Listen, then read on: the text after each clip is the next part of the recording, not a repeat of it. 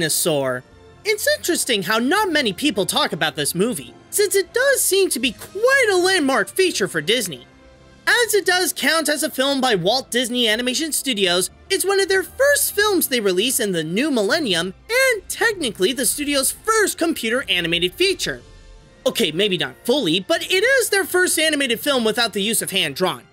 On top of that, the journey to making this movie can debatably be even more fascinating than Aladar's, where the idea of this can date all the way back to 1986. It went through several directors and scripts that originally had a darker tone, but after some failed experimentations and delaying it in fear of competing with Jurassic Park, it wasn't until 1994 when Disney Animation came in and decided to do something completely out of the box with it. Have computer-animated dinosaurs set in a live-action environment.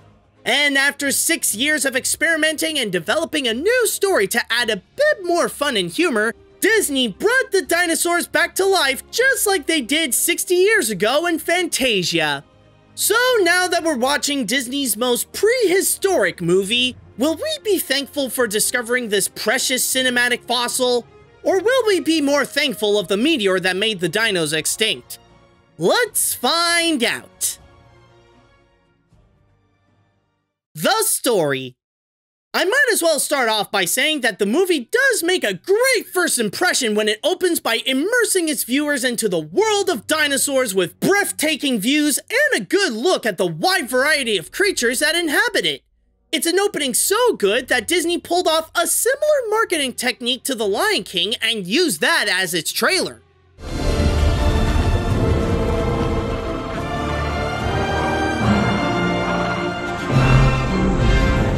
However, once the film passes the 7-minute mark and the lemurs speak for the first time, that's when the movie quickly goes downhill.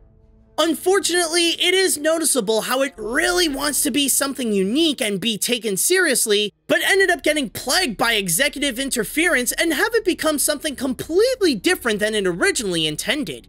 It begins by promising that this would be an experience to see the world of dinosaurs, but then once the actual story kicks in, it turns out to be your typical kids flick.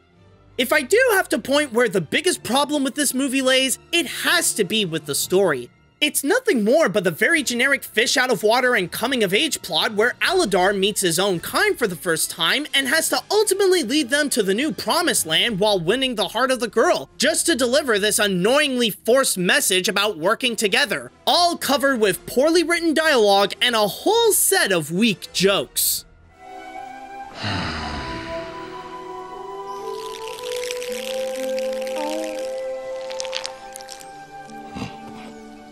Here. In a way, it's almost frustrating because the film does present a lot of promise when there's not as much talking.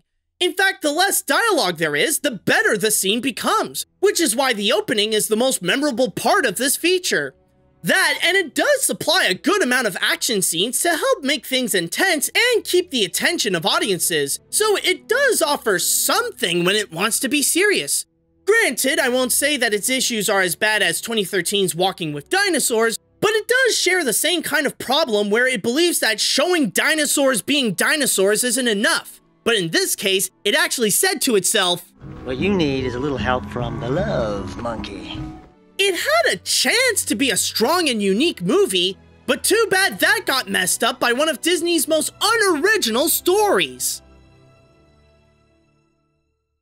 The animation. This is what Disney worked on the hardest to achieve with this picture, and make their computer-animated debut truly stand out with something breathtaking. And, for the most part, the effort really shows to make a great-looking movie. Like I said at the start of this review, the goal is to have computer-generated dinosaurs set in a live-action background, and they surprisingly blend well together, creating this believably massive environment where dinosaurs roam the earth. I won't say that it works all the time, especially when the characters get close to the camera and make it obvious that they're CG, but there are wide shots that really sell on the illusion to make everything work. Of course, with real film settings, the designs of the dinosaurs have to be realistic as well, staying true to what they were supposed to look like millions of years ago, along with giving them a high amount of detail to sell on their realism. However, some little alterations had to be made so that their facial expressions are easy to read for audiences. It's a bit like what was done in The Lion King, where the designs mostly stay anatomically true to the real animal, but their faces are made to look a little more human to clearly present their emotions. As for the character animation, their movements really do emphasize how they are larger than life in order to sell that this is a world filled with giant creatures. The one exception to this is the lemurs. Since they are primates and play more as the comic reliefs of the feature, they are a lot more animated than their dinosaur counterparts, both in their movements and through their designs with more expressive emotions. In a way, they almost do so to a fault where they nearly look out of place for this movie. And if it weren't for them looking more like real lemurs, they would fit more in the Madagascar movies than in something like this. Girls, I'm known as the Professor of Love. And school's in session. Yeah, I still got it. But what could be the true highlight with the animation has to be with the action scenes.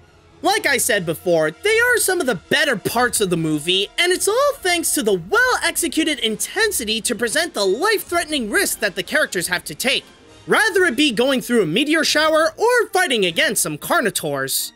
If there is one comment against the animation, it's the way that it looks a little dated, like how some of the CGI can look almost as primitive as the dinosaurs. However, I'm not going to fault it for that. Keep in mind, this movie was released back in the year 2000, and for its time, the visuals were considered groundbreaking. Heck, it still looks better than some of the movies that would be released a few years later. While it may not immerse audiences with its story, the animation certainly gets that job done. The characters. On this journey to go to the nesting grounds, the movie should have endearing characters to look up to, both literally and figuratively, and see them escape danger, fight off predators, and survive along the way to have audiences fully engage with the movie. Too bad these characters accomplish the complete opposite of that.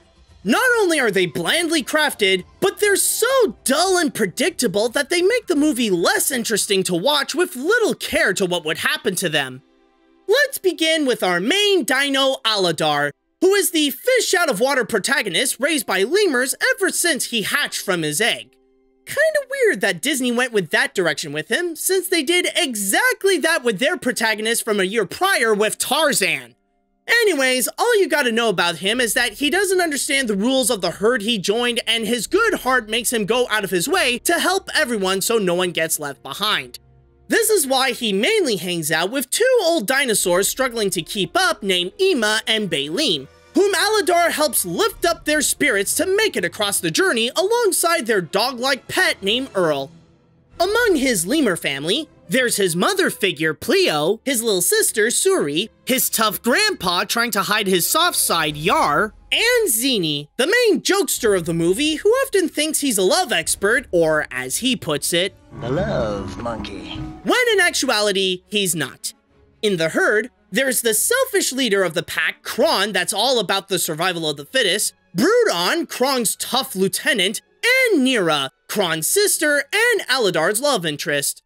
If I do have to find good characters that are interesting to watch, then I can only point towards the villains of the film, the Carnivores. Unlike the rest of the characters I've mentioned, these guys don't talk. They're simply threatening predators hunting for food, and that's it. While everyone else is a generic trope, they're the only ones that are legitimately trying to be dinosaurs in the movie that's literally called Dinosaur.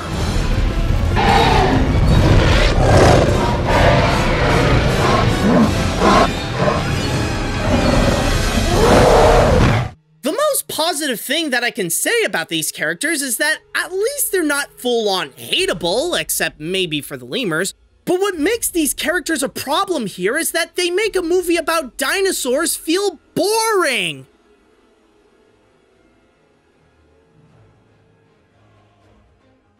If there's one thing more disappointing than seeing a bad movie, it's seeing one with a lot of promise that fails to meet its full potential.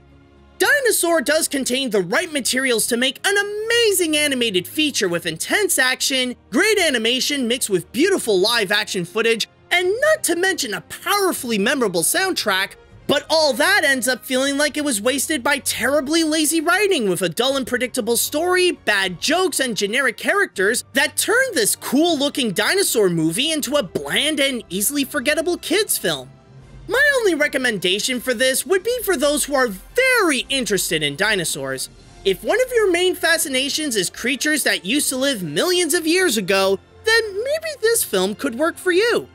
Outside of that, this is one of the few Disney animated films that you can afford to skip. In fact, I'd even go as far and say that this is one of the weakest movies in the Disney animation library. But if there is one thing that I can give it credit more than anything else, at least it gave us a cool ride at Animal Kingdom.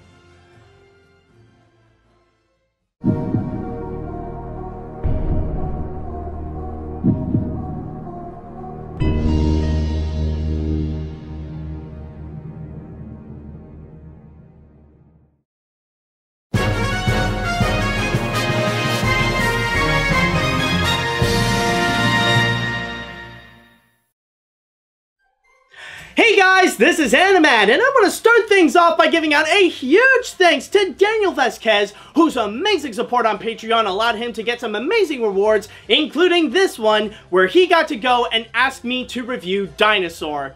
And you know what's actually funny about the movie? Is that in every step of the way within the film, you can actually tell what it originally wanted to be.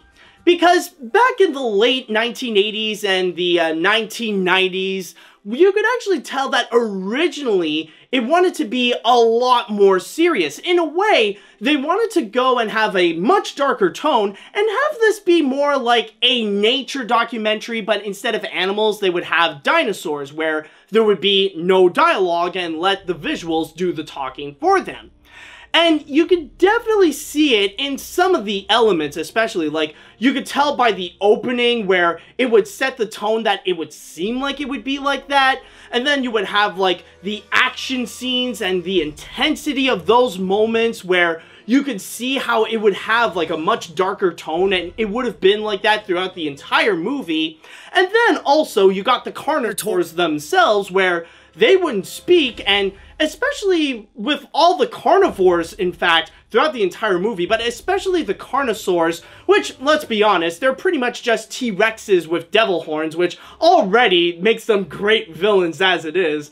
Like, you could tell that they're just being dinosaurs. They don't have dialogue, they're not really sentient beings, they're just beasts who is just hunting for food, and that's it. And you could tell within the movie they wanted to go in that direction, but at the last minute, that's when they would go and add the terrible elements, like the additional story, the dialogue, the jokes, and all that kind of stuff that nearly really ruined the experience. And even within the things that they've already worked on, you could tell that this would have been amazing. Like, the visuals themselves, they're already great as it is. The CGI is actually very solid for a movie in the 2000s. And also, the live action footage that was shot, that was absolutely beautiful to look at. And not to mention, this is something that normally I don't always talk about in my reviews, but especially the soundtrack by James Newton Howard. This is one of the very few cases where the soundtrack really did enhance the experience of watching the movie. So, no doubt about it, the soundtrack really is one of the best things that did come out of this movie. But it really is too bad that we have to have this moment where the executives are just too afraid to make a legitimate nature documentary, but with dinosaurs, and that's when they have to go and add in, like, those things like the dialogue and the jokes and stuff like that.